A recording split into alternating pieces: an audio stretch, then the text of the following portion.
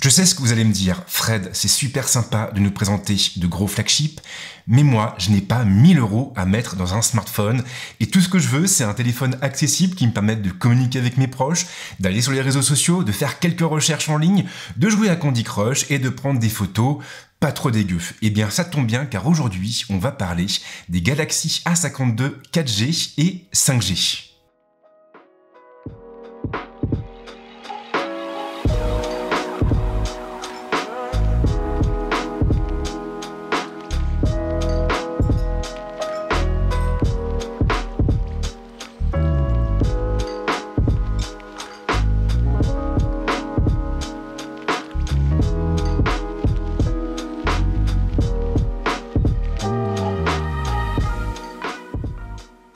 Samsung a donné un petit coup de jeune au Galaxy A le mois dernier en présentant pas moins de 3 modèles différents. Le Galaxy A52, le Galaxy A72 et le Galaxy A52. Et là, vous vous demandez sans doute pourquoi j'ai cité 2 fois le Galaxy A52.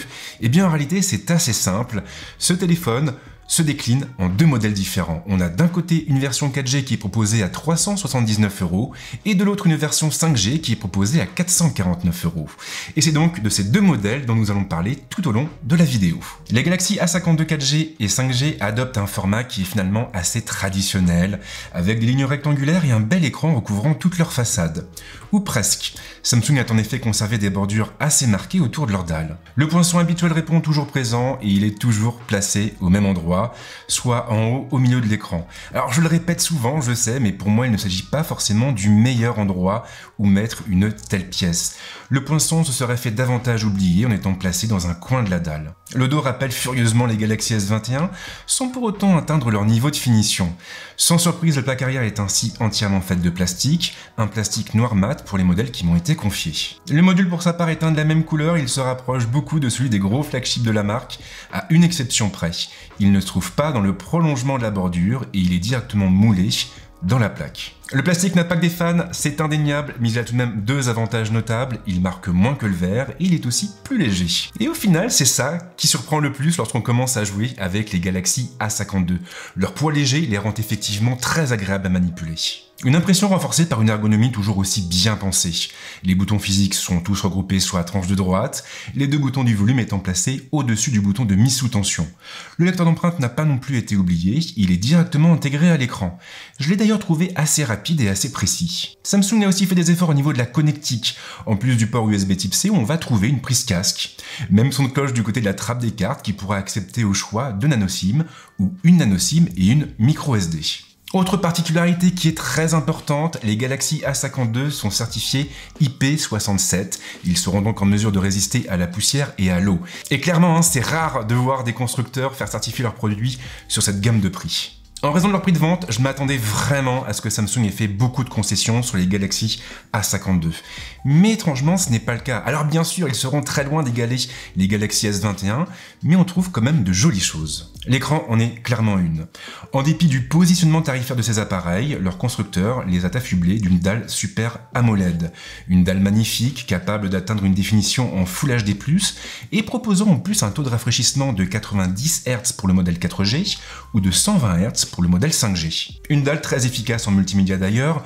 J'ai eu l'occasion de regarder pas mal de contenu Netflix sur les Galaxy A52, et j'avoue avoir été très impressionné par le rendu général de l'image. Il y a de la luminosité, du contraste et de belles couleurs. Il y a aussi des différences au niveau du SoC. Le Galaxy A52 4G est animé par un Snapdragon 720G et le modèle 5G embarque un Snapdragon 750G. Dans les 2 cas, on reste quand même sur des puces octo-cœur, des puces qui sont couplées à 6 Go de mémoire vive et qui sont capables de faire tourner les jeux les plus gourmands. Cela vaut notamment pour Call of Duty Mobile qui n'a pas montré le moindre signe de faiblesse, et ce, que ce soit en 120 Hz ou en 90 Hz. L'impression de fluidité répond à chaque fois présente, ce qui renforce encore un peu plus l'immersion. Surtout que le volet sonore n'est pas non plus en reste, et c'est sans doute ce qui m'a le plus surpris durant cette grosse semaine passée en compagnie des Galaxy A52. On a des appareils qui sont équipés de 2 haut-parleurs. Des haut-parleurs qui sont capables de restituer un son stéréo. Mieux encore, le son en question est en plus de bonne qualité, avec un bel équilibre et une puissance convenable. Alors c'est vrai qu'il manque un tout petit peu de basse, mais ça reste quand même très convenable. Côté batterie, les Galaxy A52 se trouvent dans la moyenne. Ils atteignent une capacité de 4500 mAh. La charge rapide se limite en revanche aux 25 watts. Alors l'autonomie n'est pas mauvaise, mais elle dépendra bien sûr de l'usage.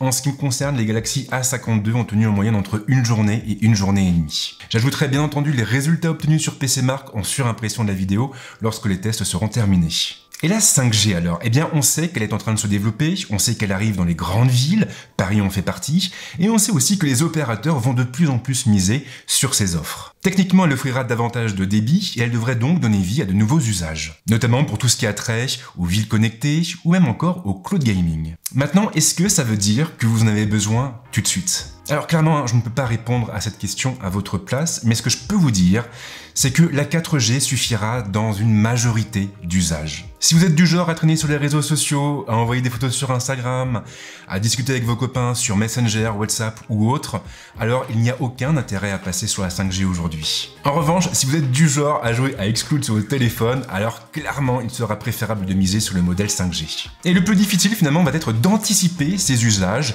et d'arriver à déterminer ce que vous attendrez de votre téléphone d'ici 1 ou 2 ans. Du moins dans le cas où vous ne changez pas de téléphone tous les ans. Et le moment est venu d'aborder la délicate question de la photo et de la vidéo. Et la bonne nouvelle, c'est que les Galaxy A52 4G et 5G proposent exactement la même chose sur ce terrain. Le module arrière s'articule donc autour de 4 capteurs différents. Le premier capteur atteint une définition de 64 millions de pixels et il est couplé à un grand angle doté d'une ouverture à 1.8. Le second capteur est moins défini et il ne dépasse pas les 12 millions de pixels. Samsung l'a associé à un ultra grand angle ouvrant à 2.2. Les deux derniers capteurs atteignent les 5 millions de pixels et ils serviront respectivement au calcul de la profondeur de champ et à la macro. Sur le papier, c'est pas mal, mais que valent-ils dans la pratique? En pleine journée, il faut reconnaître que les Galaxy A52 se montrent assez surprenants. Ils sont en effet capables d'obtenir des images avec un bon niveau de détail.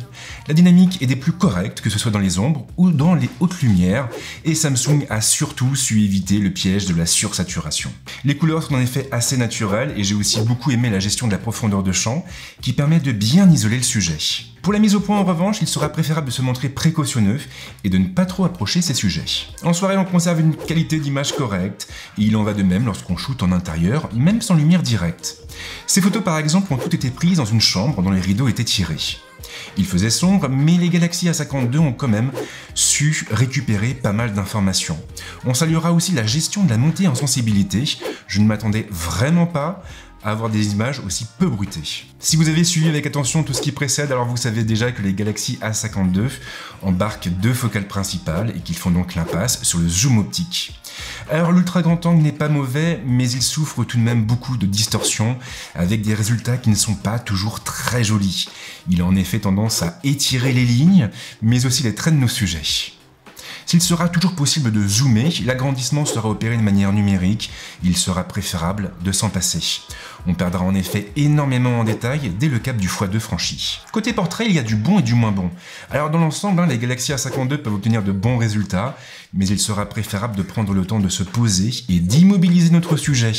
Le moindre mouvement se traduira en effet par des flous peu esthétiques. Les Galaxy A52 se montrent assez flexibles lorsqu'on bascule sur leur caméra frontale, avec pas mal de modes à choisir, et notamment un mode portrait qui permet d'isoler votre trombine du reste de la scène grâce à du flou. Alors dans l'ensemble, les résultats sont plutôt corrects, et on peut même obtenir des images assez piquées lorsque la lumière répond présente. En mode portrait, la gestion du flou n'est pas mauvaise, mais elle montrera tout de même très vite ses limites, comme ici par exemple avec la monture de mes lunettes qui a tendance à baver un peu. La vidéo n'est clairement pas le point fort des Galaxy A52. Si ces derniers peuvent filmer en 4K à 30 images par seconde, ils basculeront automatiquement en 1080p lorsque le super stabilisateur sera activé. Dans les deux cas, il manque également de précision et ils produiront des images très bruitées dès que la lumière commencera à baisser. Côté plateforme, les Galaxy A52 sont livrés avec One UI 3.1 qui est lui-même basé sur Android 11. Et concrètement, cela veut dire que l'on retrouve le même environnement que sur les Galaxy S21. L'interface est donc toujours aussi agréable. Alors Samsung n'a pas toujours fait l'unanimité sur ce terrain, c'est vrai, mais force est de constater que les efforts entrepris par le constructeur ont porté leurs fruits. One UI affiche des visuels cohérents et on prend beaucoup de plaisir à naviguer au sein de la plateforme. D'autant que les fonctions clés sont toujours là, comme ce fameux panneau latéral si pratique. Un panneau personnalisable et qui nous permettra de toujours garder nos applications ou nos outils préférés sous le coude. Un bel effort a également été réalisé sur l'écran des paramètres avec des visuels soignés et une organisation aux petits oignons.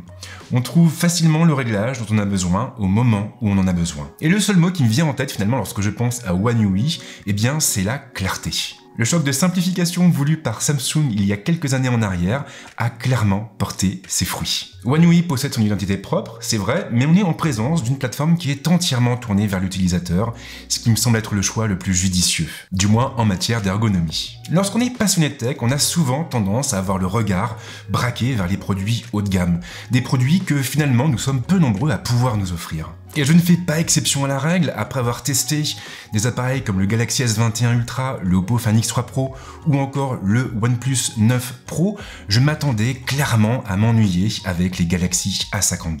Mais étrangement, ce n'a pas été le cas. Alors bien sûr, ils sont très loin de jouer dans la même cour que les appareils que je viens de citer, mais on est quand même en présence d'appareils qui offrent un très bon rapport qualité-prix. Je pense effectivement que Samsung a su faire les bons choix. On a un écran qui est magnifique, qui est vraiment adapté au multimédia, mais aussi au gaming. On a des puces qui sont puissantes, qui sont réactives, on a une belle autonomie, et en plus de ça, on peut prendre de belles photos pour peu que la lumière réponde présente. Au final donc, ces Galaxy A52 sont de bonnes surprises, et je pense sincèrement qu'ils peuvent intéresser une majorité de gens. Voilà pour ce test, j'espère qu'il vous a plu et qu'il répond aux questions que vous vous posez. Si vous avez aimé la vidéo, comme d'habitude, je vous encourage à la liker, à la partager et à vous abonner à la chaîne. Quant à moi, je vous dis à très vite avec de nouveaux tests. Ciao!